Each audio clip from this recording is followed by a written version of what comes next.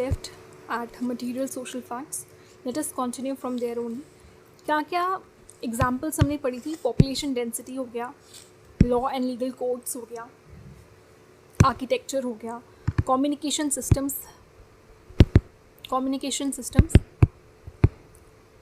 even technology can also be an example. Okay, material social facts क्या हैं? जो measurable हैं और विजिबल एस्पेक्ट्स ऑफ सोसाइटी हैं.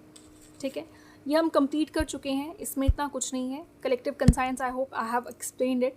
क्या होता है टोटल? हाँ, यहाँ पे लिखा हुआ totality of beliefs and sentiment common, which is common to all members of society, जो हर किसी सोसाइटी में कॉमन है.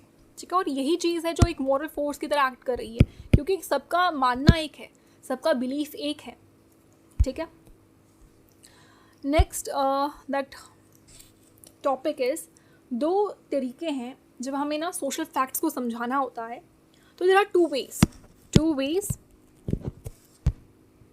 Of explaining social facts.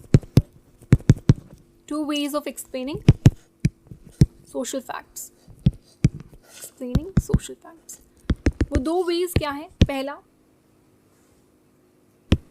Determining the cause of social facts. जो भी सोशल फैक्ट्स यानी कि जो भी सोशल फोर्सेस हो रही हैं, जो भी सोशल फिनोमिनास हो रहे हैं, उनका कॉज जानना, उनका कारण क्या है.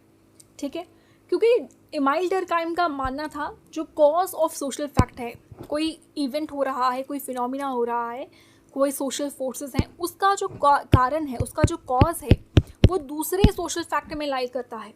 ठीक है, फॉर एग्जाम्पल आपने आगे हम पढ़ेंगे सोसाइटी के बारे में, उसने थ्योरी ऑफ सुसाइड दी थी. ठीक है, उसने कहा उस थ्योरी ऑफ सुसाइड में जो कॉज है सुसाइड करने का, it is not just lied in the individuals will, कि एक इंडिविजुअल की चाह है, विल है कि वो सुसाइड करना चाहता है.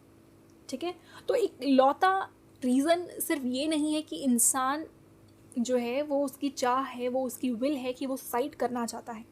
ठीक है, बल्कि उसने एक्सप्लोर किया कि बहुत सारे रीज़न्स हैं जो कि इंसान को सुसाइड करने पर मजबूर करते हैं. बहुत सारे रीज़न्स हो गए. सोशल रीज़न पे उसने साइकोलॉजिकल रीज़न्स कह सकते हो, सोशल रीज़न्स कह सकते हो, और सोशल रीज़न्स जो हैं उसने उस पर बहुत फोकस किया है कि इंसान को ये सोसाइटी बहुत मजबूर करती है सुसाइड करने में. ठीक है, और एक और चीज़ उसने बहुत फेमस कोट है एमाइल डर्कहाइम का सुसाइड को लेकर, हम आगे पढ़ेंगे. वैसे तो सुसाइड की एक पूरी थ्योरी है. उसका मानना था कि जो सुसाइड है वो एक साइकोलॉजिकल फिनोमिना नहीं है कि आप उसको नाम दे दो कि हाँ वो इंसान की चाह थी, वो इंसान की साइकोलॉजी थी, वो ऐसा करना चाहता था. नो, बल्कि ये एक सोशियोलॉजिकल फिनोमिना है, ठीक है. नेक्स्ट उसने जो सोशल फैक्ट के लिए कहा था वो ये था, determining the function of social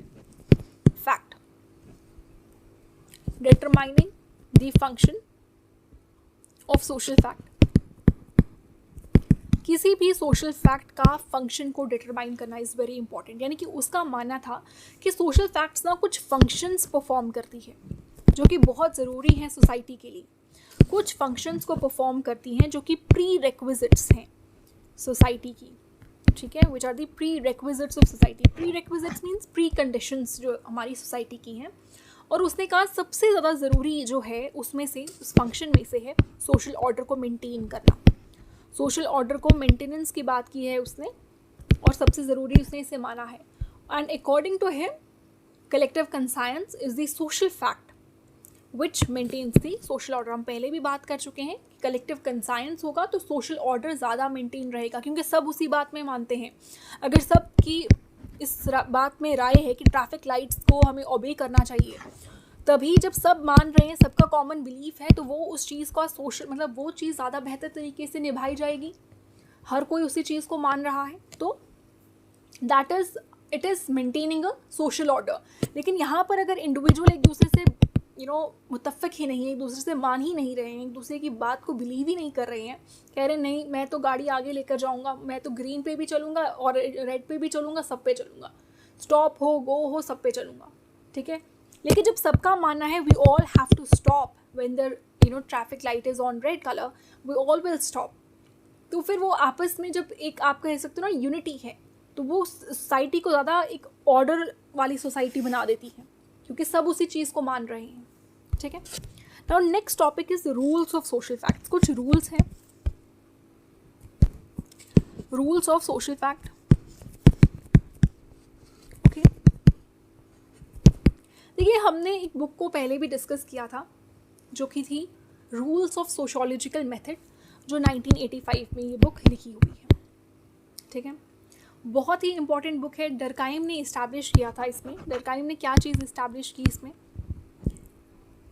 एक unique methodology. Durkheim has establish a unique methodology,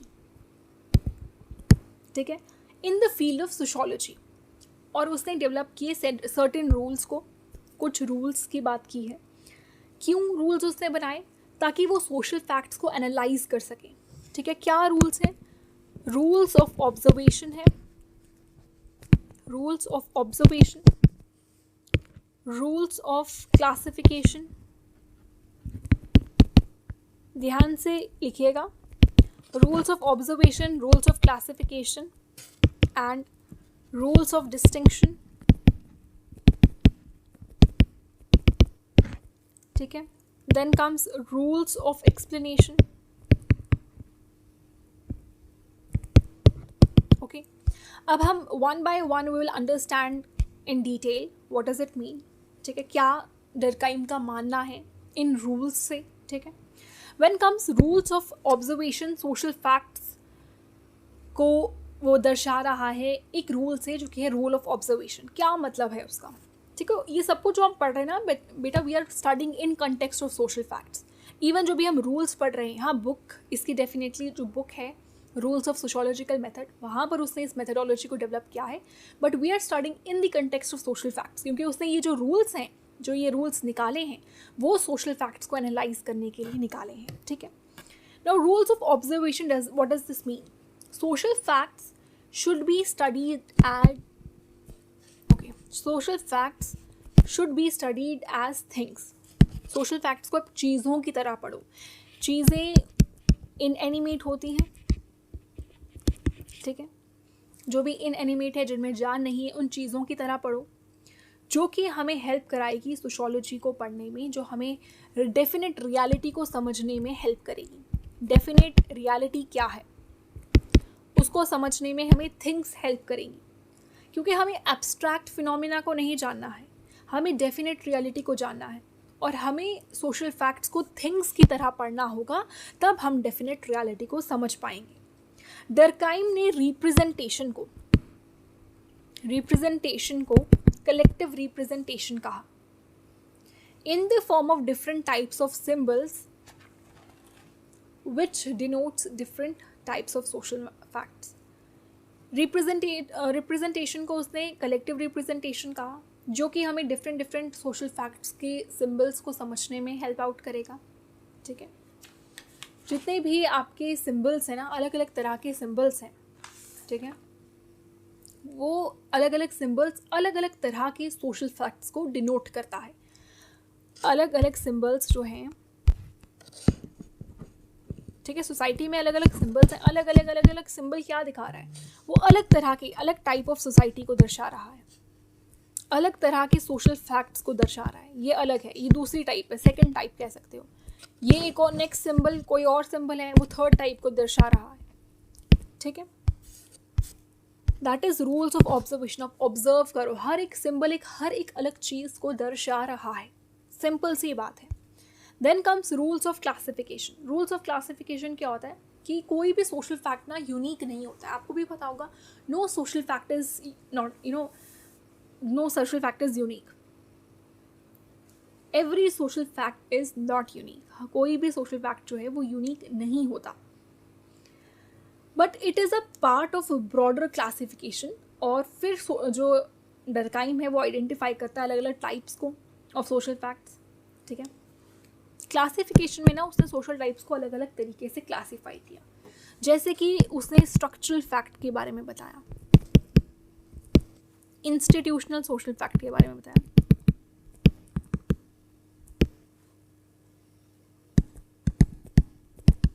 non institutional fact के बारे में बताया, नॉन इंस्टीट्यूशनल सोशल फैक्ट के बारे में बताया। देखो स्ट्रक्चरल से क्या माने हैं, स्ट्रक्चरल को ना हम मॉर्फोलॉजिकल फैक्ट भी कहते हैं, structural social fact and morphological. Morphological के अगर आप देखो ना, मॉर्फोलॉजिकल का मतलब क्या है, इट मीन्स आउटर पर्सपेक्टिव, जो बाहरी तौर पर दिख रहा है। ठीक है, आप किसी इंसान की, किसी सोसाइटी की फिजिकल अपीयरेंस देखकर आप पता लगा रहे हो कि इससे क्या मतलब निकल रहा है। ठीक है, यानी कि वो फैक्ट्स जो एक पर्टिकुलर सोसाइटी अपनी फिजिकल अपीयरेंस से दर्शाती है, यानी कि इस आप पर्टिकुलर सोसाइटी को आप उसकी फिजिकल अपीयरेंस से जानते हो। ठीक है, that is structural, that is morphological. Then comes institutional. Institutional, these are the facts which are institutionalised. ठीक है, ये इंस्टीट्यूशनलाइज्ड है, लोगों ने एक्सेप्ट की हुई हैं इनको, लोग मानते हैं इनको, जैसे कि कोई भी इंस्टीट्यूशन, जैसे कि रिलीजन हो गया, डिवीजन ऑफ लेबर हो गया, सोसाइटी हो गया, यानी कि ये इंस्टीट्यूशनलाइज्ड हैं।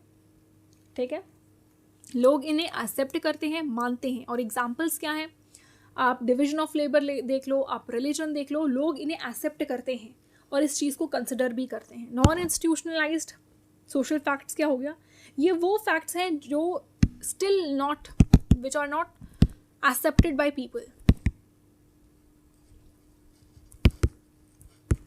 ओके, जो लोगों ने एक्सेप्ट नहीं किए हैं, लेकिन इनके पास अगेन देखो, लोगों ने एक्सेप्ट नहीं किया है, फिर भी दे हैव अ पोटेंशियल कि वो इंडिविजुअल्स पे कुछ लिमिटेशंस को लगा सकें। ठीक है, क्योंकि दे राइज स्पॉन्टेनियसली बट मे और मे नॉट सस्टेन। अभी जैसे हम एग्जांपल ले लेते हैं, आज के टाइम पे मॉब लिंचिंग होती है। ठीक है, ये एक्सेप्टेड नहीं है, सोसाइटी इस चीज़ को एक्सेप्ट करती है, नहीं करती है। मॉब लिंचिंग को प्रैक्टिस गवर्नमेंट कोई कहती है कि मॉब लिंचिंग करो, नहीं कहती है ना, मतलब उस चीज़ को एक्सेप्ट नहीं किया है, ना सोसाइटी ने, ना वहाँ की स्टेट ने। Mob lynching is a kind of crime. ठीक है, वो क्राइम में आ जाता है।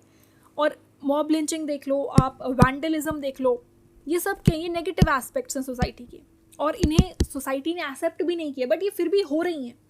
ये वो नेगेटिव सोशल करंट्स हैं which are still which are still practised, though they are not accepted but they are practised, और इनकी रिस्ट्रिक्शंस हैं, लोगों पर हैं। यानी कि लीगल लॉज की बात नहीं कर रहे हैं, अगर मॉब लिंचिंग हो रही है वो उस पर एक कंट्रोल एक्सरसाइज कर रही है, यानी कि एक इंसान, वो उसको हत्या भी हो रही है, एक इंसान की कोई मर रहा है। क्योंकि मॉब लिंचिंग क्या होती है, एक मॉब है, लोगों का एक आप कह सकते हो ग्रुप है, वो किसी को क्या कर रहा है, on the basis of religion, on the basis of food, it can be anything, उस पर आप अगले बंदे को टॉर्चर जैसा कर रहे हो, तो वो उस पर एक एक्सरसाइज कंट्रोल कर रहा है, और लोग अपनी हिफाजत करते हैं, they do protect themselves, they know ऐसे इंसिडेंट्स होते हैं, तो वो अपने आप को प्रोटेक्ट करने की कोशिश कर रहे हैं कि उनको पता है this is not something which is accepted by the society but still it is prevalent in society. ठीक है, ये तीन जो थे हम टाइप्स को कवर कर चुके हैं। Next comes rules of distinction. Rules of distinction क्या होता है, जब आप देखो सोशल फैक्ट्स को पढ़ते हो ना, तो हम ना एक डिस्टिंक्शन, एक डिफ्रेंसिएशन बना सकते हैं। ठीक है, कि सोसाइटी नॉर्मल है, एबनॉर्मल है, पैथोलॉजिकल है, क्या है, एक डिस्टिंक्शन हम बना सकते हैं। ठीक है, जैसे सोसाइटी है वो क्राइम्स कर रही है, इलीगल एक्टिविटीज़ बहुत ज़्यादा हो रही हैं, एट्रोसिटीज़ बहुत हो रही हैं, उन्हें पैथोलॉजिकल सोसाइटीज़ कह रहे हैं, तो वो नॉर्मल सोसाइटी के अंडर नहीं आ रही है। क्यों? क्योंकि वहाँ पे ऐसी हैवान वाली चीज़ें हो रही हैं। ठीक है, कमिट क्राइम्स कर रहे हैं लोग, इलीगल एक्टिविटीज़ कर रहे हैं, रेप कर रहे हैं, एट्रोसिटीज़ कर रहे हैं, वैंडलिज्म कर रहे हैं, घर तोड़ रहे हैं, ये क्या, ये पैथोलॉजिकल है, जहाँ पे नॉर्मल चीज़ें नहीं हो रही हैं। तो आप डिस्टिंक्ट कर सकते हो कि ये सोसाइटी नॉर्मल है या पैथोलॉजिकल है। Okay, for example certain rate of crime is considered normal. ठीक है, कुछ रेट ऑफ क्राइम को नॉर्मल भी कंसिडर किया जाता है, लेकिन व्हेन इट इंक्रीजेज, जब वो बहुत बढ़ जाता है एट अ सर्टेन लेवल, ठीक है, तो वो पैथोलॉजिकल बन जाता है। जब वो crime at a certain level बढ़ जाता है, बियॉन्ड अ सर्टेन लेवल वो बढ़ जाता है, तो उसे हम कहते हैं कि dysfunctional form of the society है, दैट इज पैथोलॉजिकल सोसाइटी। ठीक है, then comes rules of explanation. देखो, रूल्स ऑफ एक्सप्लेनेशन में डरकाइम ने कुछ रूल्स को एक्सप्लेन किया है। ठीक है, रूल्स ऑफ एक्सप्लेनेशन में डरकाइम ने क्या रूल्स बताए हैं जो कि फॉलो करने हैं। ओके, इन्वेस्टिगेटर को ऑब्जर्व करना चाहिए, कंप्लीट ऑब्जेक्टिविटी। ऑब्वियसली कोई भी आप स्टडी कर रहे हो, कोई भी रिसर्च कर रहे हो, उसमें बायसनेस नहीं होनी चाहिए। जो भी बायसनेस है वो इरेडिकेट करो, उसे निकाल बाहर फेंको, फिर अपने सोशल फैक्ट्स को स्टडी करो। तो आपने रिसर्चर को क्या कहा, इन्वेस्टिगेटर को क्या कहा, that you should observe completely objectivity and biases should be eradicated while studying social facts. जब भी आप सोशल फैक्ट्स को पढ़ रहे हो, उसको बिना बायसनेस के, बिना आपके पर्सनल ओपिनियंस भी नहीं चाहिए, अपने पर्सनल ओपिनियंस दूर रखो, उसको ऑब्जेक्टिवली पढ़ो, पार्शियल होकर नहीं पढ़ना है। You have to be non partial while you are studying social facts. So investigator has to observe complete objectivity. Second is methods which are used should be similar to of natural science. जो भी आप methods use कर रहे हो, जो भी natural science में use करते हो, जितने भी methods को, उन methods को use करना है to study social facts, ठीक है। जैसे हम example ले लेते हैं for studying theory of suicide। जब हमने सुसाइड की थ्योरी को पढ़ा तो हमने मल्टीवेरिएट एनालिसिस को यूज़ किया। अलग अलग जो वे उसके अलग अलग मल्टी क्या होता है, अलग अलग मल्टी रीजंस को देखा, एनालाइज किया, ठीक है। तो मल्टीवेरिएट एनालिसिस मेथड को यूज़ किया सुसाइड को समझने के लिए, ठीक है। तो दैट इज़ एक नेचुरल साइंस का यूज़ किया, ठीक है।